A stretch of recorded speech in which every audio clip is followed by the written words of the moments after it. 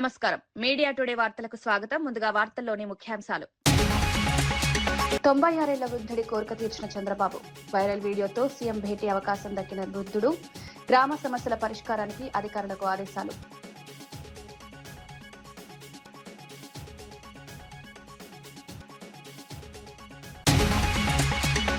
SC ఉపకులాల హక్కుల కోసం ఉద్యమిస్తామని కవిత హామీ. కులధ్రువ పత్రాల సమస్యలపై ప్రభుత్వం స్పందించాలని కవిత. కళాకారుల గుర్తింపు కార్డులు పెన్షన్ ఇవ్వాలని డిమాండ్.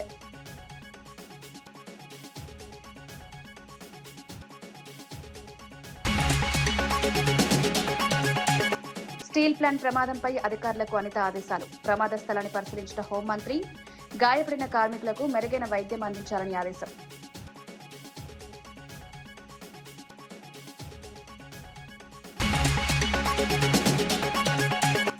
సింగరేణిపై కాంగ్రెస్ వైఖరిని తప్పుబట్టిన కూనంనేని. సంస్థను నష్టాల్లోకి నెట్టే ప్రయత్నాలు.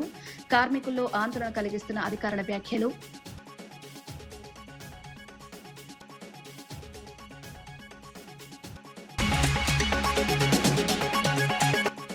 విశాఖ స్టీల్ ప్లాంట్ ప్రమాదంపై ప్రభుత్వాన్ని నిలదీసిన అమర్నాథ్. యాజమాన్యుల నిర్లక్ష్యమే ప్రమాదానికి కారణం. బాధిత కుటుంబాలకు పూర్తి న్యాయం చేయాలని డిమాండ్.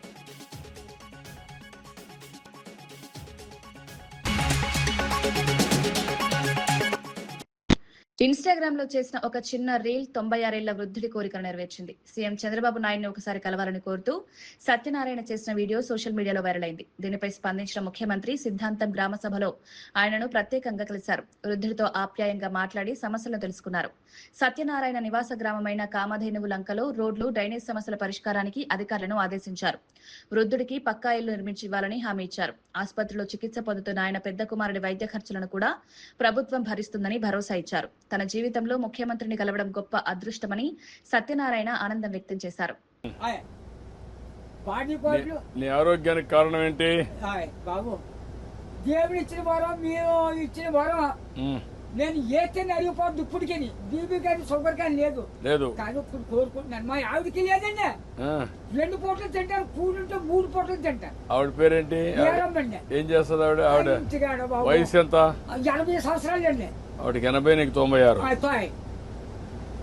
పిల్లలు ఏం చేస్తారు? పిల్లలు బాబు 5కి 3 ఆడవాళ్ళండి, 2 అబ్బాయిలు.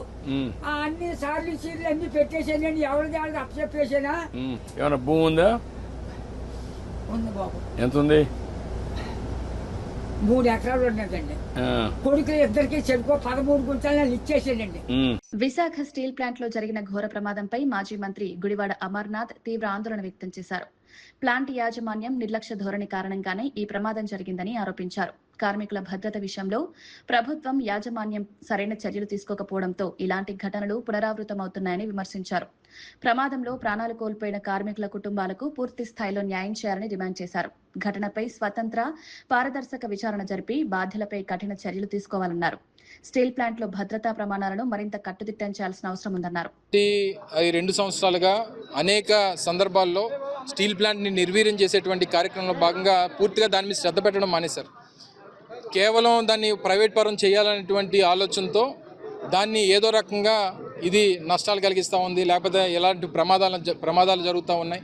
ఈ మధ్యకాలంలో ఎప్పుడూ లేనటువంటి ప్రమాదాలు ఇప్పుడే ఎందుకు జరుగుతూ ఉన్నాయి? ఇంతమంది ప్రాణాలు తీసేసేటువంటి దానికి ఎవరు కారకులు అనేటువంటి దాని మీద తప్పకుండా ఎంక్వైరీ జరగాల్సినటువంటి అవసరం ఉంది.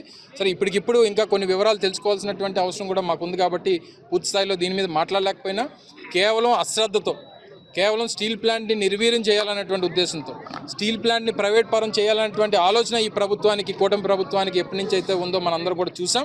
కేవలం ఈ అంశాల మీద ఇది జరిగిందా లేకపోతే మరో దీని మీద జరిగిందా, దీనికి కారకులు ఎవరు, వీటన్నిటి మీద ఎంక్వైరీ చేయాలనేటువంటిది వైఎస్ఆర్ కాంగ్రెస్ పార్టీ డిమాండ్ చేస్తూ చనిపోయినటువంటి కుటుంబాలకి వారి కుటుంబాల ప్రగాఢమైనటువంటి సానుభూతిని తెలియజేస్తా ఉన్నాం. ఎస్సీ ఉపకులాల హక్కుల సాధన కోసం ఉద్యమాన్ని మరింత బలోపేతం చేస్తామని టీఆర్ఎస్ అధినేత్రి కల్వకుంట్ల కవిత ప్రకటించారు. పార్టీ కార్యాలయంలో ఎస్సీ 57 ఉపకులాల నాయకులతో సమావేశమైన ఆమె కులధ్రువ పత్రాల జారీ విషయంలో ఉన్న సమస్యలపై చర్చించారు. అన్ని ఉపకులాలకు సమాన న్యాయం జరగాలని, తహసీల్దార్ల స్థాయిలోనే ధృవపత్రాల జారీ జరిగేలా ప్రభుత్వంపై ఒత్తిడి తీసుకురావాలని నిర్ణయించినట్లు తెలిపారు. కళాకారులకు ప్రత్యేక గుర్తింపు కార్డులు జారీ చేసి పెన్షన్లు అందించాలని డిమాండ్ చేశారు. సామాజిక న్యాయం, సమాన అవకాశాల కోసం తమ పోరాటం కొనసాగుతుందని కవిత స్పష్టం చేశారు. చర్చల ఆస్కారం లేకుండా 57 ఉపకులాలకు డైరెక్ట్గా ఎంఆర్ఓలే సర్టిఫికెట్ ఇవ్వాలి. ఇది చాలా గట్టి డిమాండ్ చేద్దాము. దీనికోసం సపరేట్ కార్యాచరణ కూడా తీసుకున్నాం. ఎందుకోసం అంటే ఇవి గెజెట్లో ఉంది, స్టేట్ గవర్నమెంట్లో 57 కులాలు ఉన్నాయి కాబట్టి ఈ 57 కులాలను ఒక దగ్గర చేర్చి వీరందరికీ కూడా ఎంఆర్ఓ సర్టిఫికెట్ ఇవ్వాలనేటటువంటిది మేజర్ డిమాండ్గా చేసుకున్నాం. ఎంఆర్ఓ సర్టిఫికెట్లు వస్తేనే గురుకులాలలో కూడా మనకు సులభతరంగా వస్తుంది. అన్నట్టు చట్టంలో ఇతరత్ర మనకు వెసులుబాటు ఉన్నప్పటికీ ఆ వెసులుబాటు అనేది అందరికీ తెలియదు. మళ్ళీ అది రీఎన్ఫోర్స్ చేసే లోపల ఏదో అంటారు కదా, అమ్మవారు అయ్యగారు వచ్చే వరకు అమ్మ సాగదు అన్నట్టు అప్పటికి అడ్మిషన్ అయిపోతుంది, అన్నీ అయిపోతాయి. కాబట్టి అట్లా కాకుండా ఎంఆర్ఓ దగ్గర సర్టిఫికెట్ ఇవ్వాలనేది తొలి ప్రాధాన్యత డిమాండ్గా తీసుకున్నాం. రెండవది బడ్జెట్ కేటాయింపులు చేసినటువంటి దాంట్లో ఏదైతే ఎస్సీ ఫండ్స్ ఉన్నాయో, ఎస్సీ కార్పొరేషన్ నుంచి వచ్చే ఫండ్స్ కానీ జనరల్గా ఇప్పుడు ఎస్సీస్కి ఇచ్చేటటువంటి ఫండ్స్ ఉన్నాయో, ఉపకులాల బడ్జెట్ని ప్రభుత్వం సపరేట్గా ప్రకటించాలి. వారు చేవెళ్ళ డిక్లరేషన్లో చేసినట్టుగా 3 కార్పొరేషన్లు చేయాలి. మాల, మాదిగ, ఉపకులాల కార్పొరేషన్. ఇది 3వ అతిపెద్ద డిమాండ్, బలమైన డిమాండ్గా తీసుకున్నాం. ఈ 3 మనం సాధించుకున్నట్టయితే ఒక నమ్మకం, ఒక కాన్ఫిడెన్స్ అనేది వస్తుంది. మీరు అన్నారు ఇంతకుముందు కూడా మమ్మల్ని ముఖ్యమంత్రి కాకముందు రేవంత్ రెడ్డి గారు పిలిచి ఇట్లానే కూర్చోబెట్టిండ్రు, ముఖ్యమంత్రి అయినాక మర్చిపోయినరు అని చెప్పి. ఆయన మిమ్మల్ని కాదు అందరినీ మర్చిపోయాడు. మొత్తం వాళ్ళు కాంగ్రెస్ వాళ్ళు ఇచ్చిన అన్ని హామీలు కూడా వాళ్ళు మర్చిపోయారు. వాళ్ళు ఒక్క హామీని కూడా నిలబెట్టుకున్నది లేదు, ఎవరికోసం ఏం చేసింది లేదు. విద్యార్థులు మర్చిపోయారు, రైతులను మర్చిపోయారు, మహిళలు మర్చిపోయారు, అందరూ మర్చిపోయారు. కాబట్టి మనమేం ప్రత్యేకం కాదు. మీరు అన్నట్టుగా నేను మర్చిపోనా అనేటటువంటి దానికి మిమ్మల్ని నేను కోరేది, ఏదైనా కూడా అన్నము ఉడికిందా లేదంటే ఒక మెతుకు పట్టుకొని చూస్తే తెలిసిపోతుంది. నేను ఈ గత సంవత్సరంన్నర కాలంలో చేసినటువంటి ఉద్యమాలు కానీ సాధించుకున్నటువంటి విజయాలు కానీ చూస్తే మన ఉపకులాల అంశం కూడా మనం తాడేపల్లిలోని వైఎస్ఆర్సీపీ కేంద్ర కార్యాలయంలో మాజీ సైనికోద్యోగులతో ప్రత్యేక సమావేశం నిర్వహించారు. ఈ సందర్భంగా party state coordinator Sajjala Ramakrishna Reddy మాట్లాడుతూ మాజీ సైనికుల అనుభవం, క్రమశిక్షణను సమాజ సేవకు వినియోగించాలనే ఉద్దేశంతో ప్రత్యేక వింగ్ ఏర్పాటు చేయనున్నట్లు తెలిపారు. దేశానికి సేవ చేసిన సైనికులు ఇప్పుడు ప్రజా సమస్యల పరిష్కారంలో భాగస్వాములు కావడం అభినందనీయమన్నారు. వివిధ జిల్లాల నుంచి వచ్చిన ప్రతినిధులతో అడ్హాక్ కమిటీ ఏర్పాటు చేసి భవిష్యత్ కార్యాచరణ రూపొందిస్తామని అన్నారు. డిజిటల్ మీడియా ద్వారా ప్రజల్లోకి పార్టీ సిద్ధాంతాలను తీసుకువెళ్లడంలో మాజీ సైనికుల పాత్ర కీలకమని పేర్కొన్నారు.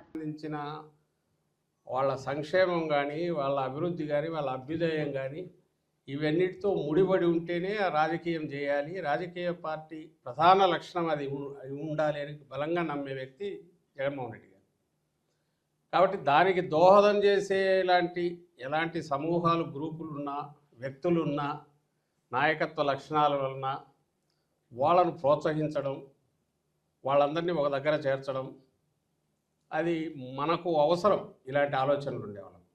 ఎంప్లాయ్మెంట్గా కావచ్చు, యూత్కు ఒక మంచి దారిలో నడిపేది కావచ్చు, వాళ్ళ భవిష్యత్తుకు మంచి బాట వేసేది కావచ్చు, అలాంటి సర్వీసు, డిఫెన్స్ సర్వీసెస్. సో వాటిలో కూడా వీలైనంత ఎక్కువ మంది పోతుంటే స్టేట్ నుంచి కూడా ఎంప్లాయ్మెంట్ క్రియేషన్ కూడా అవుతుంది. అలాగే సర్వీస్ చేసి వచ్చిన వాళ్ళ అవి సేవలు ఇక్కడ వాడుకోగలిగితే డిఫరెంట్ సెగ్మెంట్స్లో ఒక క్రమశిక్షణ కలిగిన ఫోర్స్ కాబట్టి మంచి ఫలితాలు కూడా ఉంటాయి. సైనికులుగా అదే డిఫెన్స్ ఫోర్సెస్లో పనిచేసిన వాళ్ళు తిరిగి వచ్చాక అసలు ముందు వాళ్ళని గుర్తించడము, వాళ్ళకు సంబంధించిన అవసరాలు ఏవి అనేది గుర్తించడం, అందులో ఏవేవి చేయగలరో వాటిని ఫుల్ఫిల్ చేయడం, అలాగే వాళ్ళ సేవలు, సర్వీసెస్ పూర్తి వాడుకోగలగడం, ఒకటి పార్టీ పరంగా కానీ, జనంలో పోవడానికి కానీ, అలాగే వాళ్ళల్లో నాయకత్వ లక్షణాలు ఉంటే వాళ్ళను ప్రధాన పొలిటికల్ దాంట్లో మనకున్న అడ్వాంటేజ్ ఉంటుంది కాబట్టి వాటిని వాడుకోవడం, అలాగే మనకు మనం కింది వరకు ఉన్న మాజీ సైనిక విభాగంలోకి మ్యాక్సిమం నంబర్ ఆఫ్ వీళ్ళని తీసుకురాగడం. సో సంస్థాగతంగా ఈ విభాగాన్ని ఎంతవరకు మనం బలోపేతం చేయాలి కిందికి అనేది ఒకటి, అది దాని మీద దృష్టి పెట్టి మనకు తర్వాత ఆ ప్రాసెస్లో భాగంగానే ఒకసారి మీరు పార్టీ దీంట్లో భాగమైనాక ఇంకా అన్నింటిలో ప్రతిదీ ఇష్యూస్ ఉంటే డిస్కస్ చేస్తుంటాం. మిగిలిన వాటి గురించి మాట్లాడినట్టే మీరంతా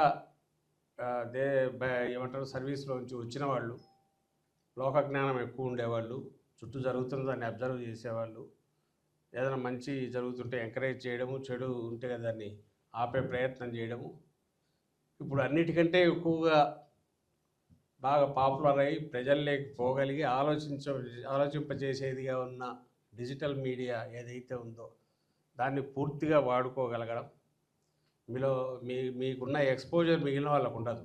అన్ని కల్చర్స్ చూసింటారు, అన్ని చోట్ల ఇది వచ్చారు. మన అవసరాలు స్టేట్ ఇంకా బాగుండాలంటే ఏం చేయాలి వీటి దగ్గర నుంచి.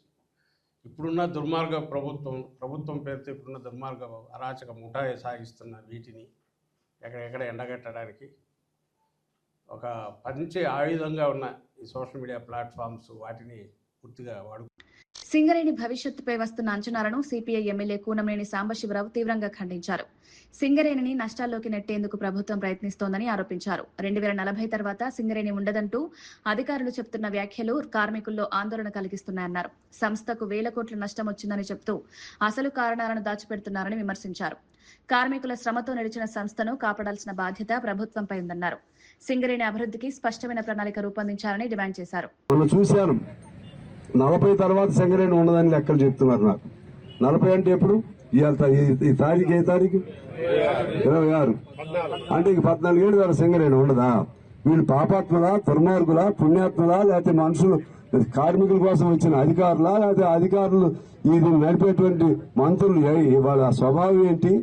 చాలా ఆశ్చర్యంగా ఉంది. నేను చాలా స్ట్రాంగ్ గా మాట్లాడాను. నష్టం వస్తుందంటే కార్మికులు కాదు నష్టం. ఆ నష్టానికి కారణం మీరే, మీ అధికారుల నష్టం, మీ రాజకీయ నాయకుల నష్టం, మీ మంత్రుల వల్ల నష్టం. 54,000 కోట్లు 56,000 కోట్లు సింగరేణికి అప్పు ఉంటే ఆ నష్టం ఎవడి వల్ల వచ్చింది? అందుకని ఏదో పేరు చెప్పి సింగరేణిని ఆ కుక్కను చంపాలంటే ఇది పిచ్చి కుక్క అనే పేరు చెప్పి చంపితే కుదరదు. దాన్ని ఎలా బతికించాలో ఆలోచన చేయండి. లోయర్ క్వాలిటీ కోల్ ఉంటే దాన్ని ఎలా శుద్ధి చేయాలో ఆలోచన చేయండి. దాన్ని ఏ వ్యాపారానికి అవకాశం ఉంటే దాన్ని పట్టుకోండి. వాళ్ళకి సేల్ చేయడానికి ప్రయత్నం చేయండి. ఆ విధంగా సింగరేణిని బతికించుకుంటే ఈ సింగరేణి తెలంగాణ సమాజం మొత్తాన్ని బతికిస్తుంది. తెలంగాణలో మన ఉమ్మడి ఆంధ్రప్రదేశ్ లో ఏకైక పెద్ద పరిశ్రమ పబ్లిక్ సెక్టార్ యూనిట్ ఏదైనా ఉందంటే సింగరేణి. ఇప్పుడు తెలంగాణ భాగంలోకి వచ్చింది. సికింద్రాబాద్ పరిధిలో కేవలం 110 రూపాయల కోసం జరిగిన దారుణ హత్యను పోలీసులు ఛేదించారు. మధ్యప్రదేశ్ కు చెందిన ప్రకాష్ దేశ్ముఖ్ ను 2 డెలివరీ బాయ్స్ హత్య చేసినట్లు దర్యాప్తులో తేలింది. దాబి వినోద్, మక్కల మోహన్ అనే నిందితుడు డబ్బుల కోసం ఈ నేరానికి పాల్పడినట్లు పోలీసులు వెల్లడించారు.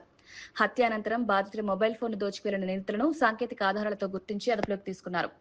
వారి వద్ద నుంచి దొంగిలించిన మొబైల్ తో పాటు నేరానికి ఉపయోగించిన ఎలక్ట్రిక్ బైక్ ను స్వాధీనం చేసుకున్నారు. ప్రధాన నిందితుడు వినోద్ కు గతంలోనూ నేర చరిత్ర ఉన్నట్లు పోలీసులు తెలిపారు.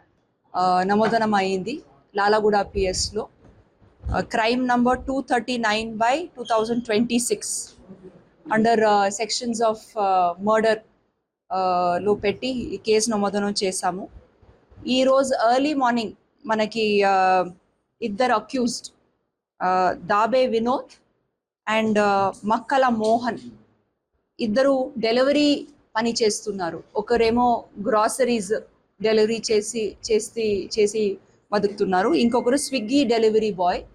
వీళ్ళిద్దరూ కలిసి ఒక person Jayaprakash Deshmukh 38 years Balaghat district of మధ్యప్రదేశ్కి చెందిన వ్యక్తిని 3rd నాడు మనకి బాడీ దొరికింది.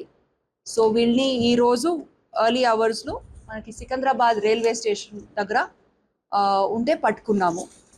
సో వీళ్ళ దగ్గర నుంచి మనకి ఒక డిసీస్డ్ది మొబైల్ ఫోన్ అంటే చనిపోయే వ్యక్తి నుంచి ఒక మొబైల్ ఫోన్ తీసుకున్నారు. ప్లస్ ఈ ఒఫెన్స్కి యూజ్ చేసిన ఒక బైక్ కూడా వాళ్ళ నుంచి మేము సీజ్ చేసాము. మీకు అందరికీ తెలుసు ఈ ఫ్యాక్ట్స్ ఆఫ్ ద కేస్. మనకి 3rd నాడు ఎర్లీ అవర్స్లో ఒక అన్నోన్ డెడ్ బాడీ కనపడింది ఈ రైల్వే బ్రిడ్జ్ దగ్గర, తుకారాం గేట్ దగ్గర. అండ్ మనకి ఒక డయల్ 100 కాల్ వస్తే పోలీస్ సిబ్బంది అక్కడ ఇమ్మీడియట్లీ లాలాగూడ పోలీస్ వాళ్ళు అక్కడ ఇమ్మీడియట్లీ వెళ్ళారు. అప్పటికి చూస్తే ఒకటి డెడ్ బాడీ ఉంది అండ్ వయసు ఒక 25 to 30 years మధ్యంలో ఉన్న వ్యక్తి ఉన్నారు అక్కడ. అండ్ బ్లడ్లో వాళ్ళు పడున్నారు. అండ్ వాళ్ళ పక్కనే ఒక రెండు స్టోన్స్, పెద్ద స్టోన్స్లో ఆ స్టోన్స్ మీద కూడా బ్లడ్ స్టెయిన్స్. తెలంగాణ రాజకీయాల్లో మరోసారి మాటల యుద్ధం వేడెక్కింది. కేంద్ర మంత్రి కిషన్ రెడ్డి చేసిన విమర్శలకు రాష్ట్ర మంత్రి డాక్టర్ వివేక్ వెంకటస్వామి ఘాటుగా స్పందించారు. తెలంగాణ ప్రయోజనాలను పక్కన పెట్టి కేవలం రాజకీయ లబ్ధి కోసమే కిషన్ రెడ్డి మాట్లాడుతున్నారని మండిపడ్డారు. రాష్ట్ర అభివృద్ధి, ప్రజా సంక్షేమంపై కాంగ్రెస్ ప్రభుత్వం కట్టుబడి పనిచేస్తోందన్నారు. మరోవైపు హైదరాబాద్ లో ఇండియా కూటమి మహాసభ నిర్వహణపై జరుగుతున్న చర్చలు రాజకీయంగా ప్రాధాన్యత సంతరించుకున్నాయి. కేంద్ర రాష్ట్ర రాజకీయ పరిణామాల నేపథ్యంలో ఈ వ్యాఖ్యలు చర్చనీయాంశంగా మారాయి. We have enacted the Gig Workers Act. In this, workers will be safeguarded. There will be several welfare measures for the gig workers.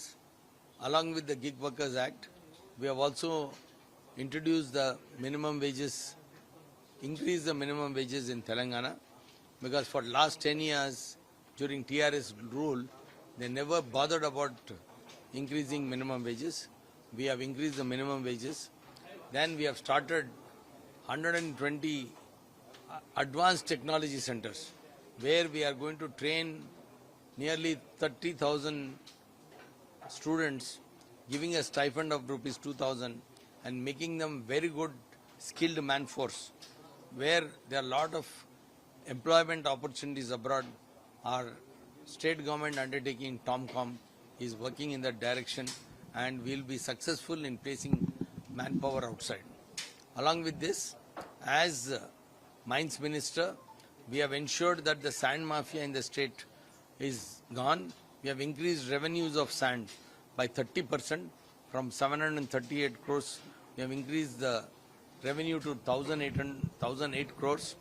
Next year we are targeting 1,200 crores, and we are on the line to achieve 1,400 crores. So this is a commitment we have given to the state that we will plug all loopholes, both in sand and metal, and see that. దేశ బొగ్గు రంగంలో గత 12 సంవత్సరాల్లో గణనీయమైన మార్పులు చోటు చేసుకున్నాయని కేంద్ర మంత్రి జి కిషన్ రెడ్డి తెలిపారు. హైదరాబాద్ లో నిర్వహించిన మీడియా సమావేశంలో ఆయన మాట్లాడారు. యూపీఏ హయాంలో అవినీతి ఆరోపణలు ఎదుర్కొన్న బొగ్గు రంగం ప్రస్తుతం సంస్కరణలతో అభివృద్ధి దిశగా పయనిస్తోందన్నారు.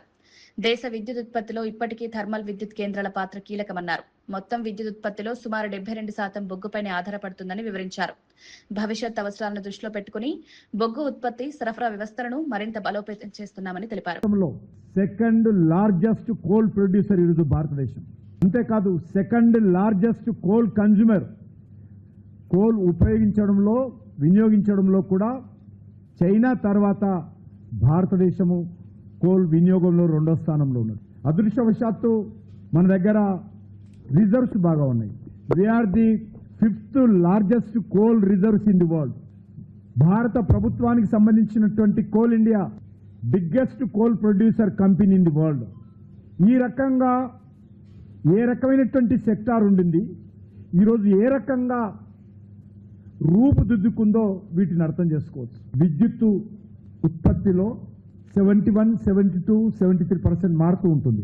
అది 80 ఉండేది. ఇటీవల కొంత సోలార్ జనరేషన్ పెరగడంతో ఈరోజు కోల్ ద్వారా విద్యుత్ ఈరోజు 22, 73% షేరు థర్మల్ పవర్ ఈరోజు జనరేట్ చేస్తా ఉంది. గత సంవత్సరం, ఈ సంవత్సరం రికార్డ్ ప్రొడక్షన్ 1 బిలియన్ టన్ ప్రొడక్షన్ క్రాస్ అయ్యాము ఫస్ట్ టైం ఇన్ ఇండియన్ హిస్టరీలో.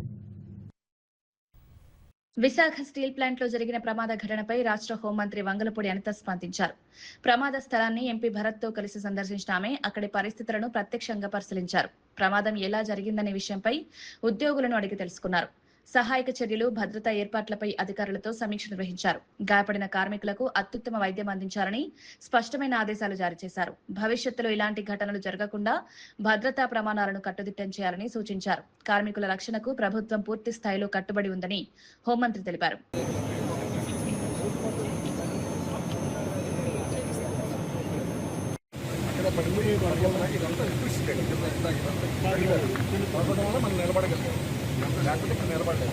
ఇక్కడే పడింది.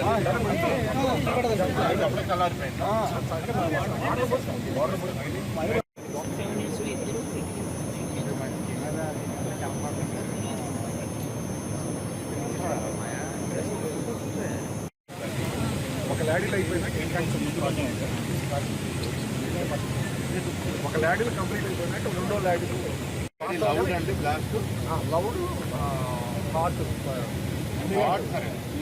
లౌడ్ కూడా లౌడ్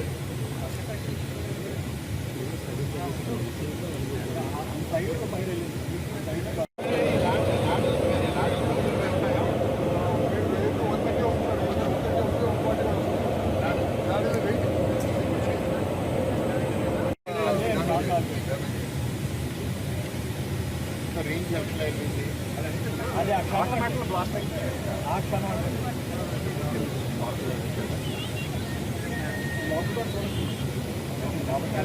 గుంటూరు జిల్లా తాడేపల్లిలోని మణిపాల్ ఆసుపత్రి వైద్యులు అరుదైన వైద్య విజయాన్ని సాధించారు. గుండె, ఊపిరితిత్తుల తీవ్ర సమస్యలతో బాధపడుతున్న రైతు ప్రాణాలను ఈసీఎంఓ చికిత్స ద్వారా కాపాడారు. అత్యవసర పరిస్థితుల్లో ఆసుపత్రికి చేరిన రోగికి వైద్య బృందం ప్రత్యేక చికిత్స అందించింది. శరీరంలో ఏర్పడిన రక్తగడ్డలను తొలగించి 25 రోజుల పాటు నిరంతర పర్యవేక్షణలో ఉంచారు. అనంతరం రోగి పూర్తిగా కోలుకుని ఆసుపత్రి నుంచి డిశ్చార్జ్ అయ్యారు. ఆధునిక వైద్య సదుపాయాలు, నిపుణుల సేవతో ఇలాంటి క్లిష్ట కేసులను విజయవంతంగా నిర్వహిస్తున్నామని ఆసుపత్రి వర్గాలు వెల్లడించాయి. చాలా స్ట్రాంగ్ గా ఉన్నారు. దేవుడి దయ వల్ల ఈ రోజు మన ప్రయత్నం వల్ల, వాళ్ళ సపోర్ట్ వల్ల ఈరోజు హ్యాపీగా ఆయన ఇంటికి వెళ్తున్నాడు. ప్రౌడ్ గా చెప్పగలం, we are one of the best center. 2 Telugu రాష్ట్రాల్లో పోల్చుకున్నా కూడా చాలా బ్రాండెడ్ పేరున్న హాస్పిటల్స్ తో కంపేర్ చేసినా కూడా ఇటువంటి ఆధునిక వైద్యం, అనుభవజ్ఞులైన వైద్యులు, ఈ 2 కలిపి ఉన్న సెంటర్ 2 తెలుగు రాష్ట్రాల్లోకి కూడా చూసుకుంటే మనం నంబర్ 1 హాస్పిటల్ అని మాకు మేమైతే 100% చెప్తాము. ఎందుకు అంటే హైదరాబాద్, బెంగళూరు, చెన్నైతో పోలిస్తే ఖర్చు చాలా తక్కువలో అయిపోతుంది. సక్సెస్ఫుల్ ప్రోగ్రామ్, చాలా మంచిగా పేషెంట్స్ అందరూ రికవర్ అయ్యి వెళ్ళడం మా అందరికీ కూడా చాలా సంతోషకరంగా ఉంది. మా తమ్ముడికి 2 రోజులు జ్వరం వచ్చింది.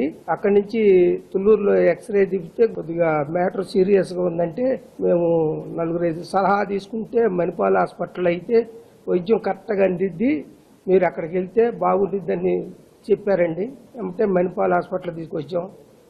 దేవుడల్లి లోకేష్ గారు కలిశాడు, ఆయన మాట ఇచ్చాడు, అట్నే వైద్యం బాగా చేశారు. రామ్ చరణ్ నటిస్తున్న పెద్ది సినిమా వివాదంలో చిక్కుకుంది. ఈ చిత్రంలో గిరిజనులను కించపరిచేలా, వారి సంస్కృతి సాంప్రదాయాలను అవమానించేలా కొన్ని సన్నివేశాలున్నాయంటూ ఆదివాసీ సంఘాలు తీవ్ర అభ్యంతరం వ్యక్తం చేస్తున్నాయి. సినిమా విడుదలకు ముందే ఈ అంశంపై ఆందోళనలు వ్యక్తమవుతున్నాయి.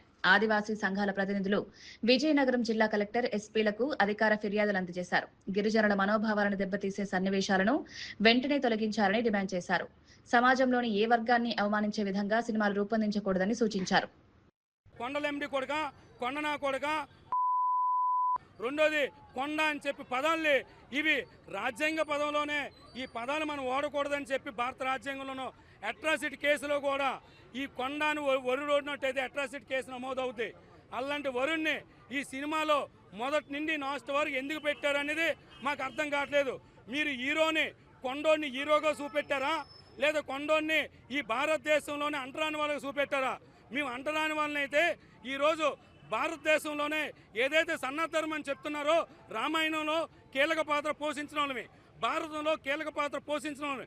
ఈరోజు పార్వతీదేవి కూడా ఒక గిరిజన మహిళగా ఈరోజు రామాయణంలో, భారతంలో కాదు చరిత్రలో చెప్తుంది. ప్రతి ఆదివాసీ ప్రాంతంలో కూడా గుడి గోపురాలు ఉంటాయి.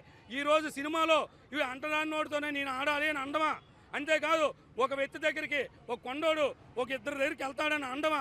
ఇవన్నీ కూడా మా ఆవేదన, మమ్మల్ని బాధ పెడుతూ మేము ఆవేదన వ్యక్తమవుతున్నాం. అనకాపల్లి జిల్లా ఉపమాక శ్రీ వెంకటేశ్వర స్వామి ఆలయంలో జరిగిన హుండీ దొంగతనం కేసులు పోలీసులు 5 రోజుల్లోనే ఛేదించారు. జూన్ 2న ఆలయంలో హుండీ పగలగొట్టి నగదు, విలువైన వస్తువులు దోచుకు వెళ్లిన ఘటనపై ప్రత్యేక బృందాలు దర్యాప్తు చేపట్టాయి. నిందితులు ధరించిన తెల్లని చెప్పుల ఆధారంగా కీలక ఆధారాలు సేకరించారు. సీసీటీవీ ఫుటేజ్లు, కాల్ డేటా, టవర్ డంప్ విశ్లేషణ ద్వారా 2 నిందితులను గుర్తించారు. నక్కపల్లి బస్టాండ్ వద్ద అనుమానాస్పదంగా తిరుగుతుండగా అదుపులోకి తీసుకున్నారు. వారి వద్ద నుంచి నగదు, బంగారం, వెండి స్వాధీనం చేసుకున్నారు. కేసును వేగంగా ఛేదించిన పోలీస్ బృందాలను జిల్లా ఎస్పీ తుహిన్ సిన్హా అభినందించారు. మనం ప్రాపర్టీ రికవర్ చేయగలం. That is a great achievement for all the officers and there hard work. అదే సేమ్ ఫిగర్ 2025లో అండ్ 2024లో అరౌండ్ 50% ఉండేది. But till now in 2026 we have brought it up to 96.4%. ఇది కాకుండా normal property, other property అఫెన్సెస్లో కూడా data చూసుకుంటే 2024 and 2025లో 61% recovery and 65% recovery మనం చేసాము. కానీ 2026లో ఇప్పుడు వరకు 71% వరకు తీసుకుని రాగలము. So it is because of continuous efforts and electronic surveillance being done by Anakapalli District Police and the good work being done by all the officers at the field level. So thank you one and all. First of all, CCTV cameras 100% cover అవ్వాలి. Second, security guards ఇక్కడ temple criminal cases ఏమీ లేదు. Professional గా పక్కాగా plan చేసుకున్నారు, ఏ విధంగా నాకు అనుభవం లేదు. వాళ్ళు ఈ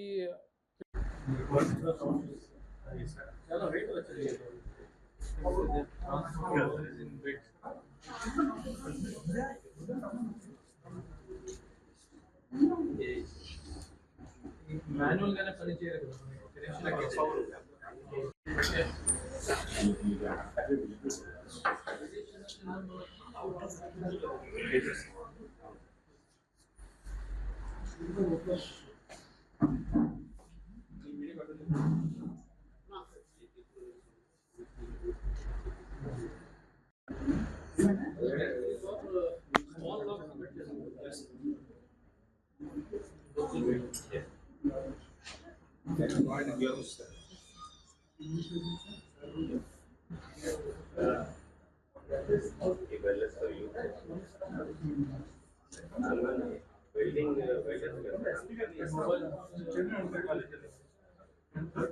media friends for coming.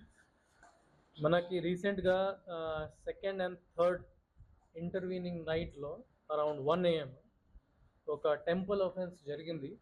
Shri Venkateswara Swamy temple దగ్గర ఉప్మాక విలేజ్ నాకపల్లి మండల్లో ఒక ఆఫెన్స్ జరిగింది. అందులో మనకి 2 అన్ఐడెంటిఫైడ్ పర్సన్స్ కింద ఉన్న టెంపుల్కి లోపల ఎంటర్ చేసేసి 2 హుండీస్ని బ్రేక్ చేయించారు. ఒకటి హుండీ శాంక్టమ్ శాంక్టోరం ముందు పెట్టిన హుండీ, సెకండ్ అండలమ్మ టెంపుల్ దగ్గర ఉన్న హుండీని బ్రేక్ చేయడం జరిగింది. అప్పుడే మన ఎస్టిమేషన్ ప్రకారం 1,50,000 క్యాష్ తీసుకుని వెళ్ళిపోయారు. అది మనకి input, plus some gold and silver ornaments కూడా తీసుకుని పోయారు. అది మనకి ఇన్పుట్ వచ్చింది. ఈనాటి వార్తా విశేషాలు మరో బులెటిన్లో మళ్ళీ కలుద్దాం. నమస్కారం.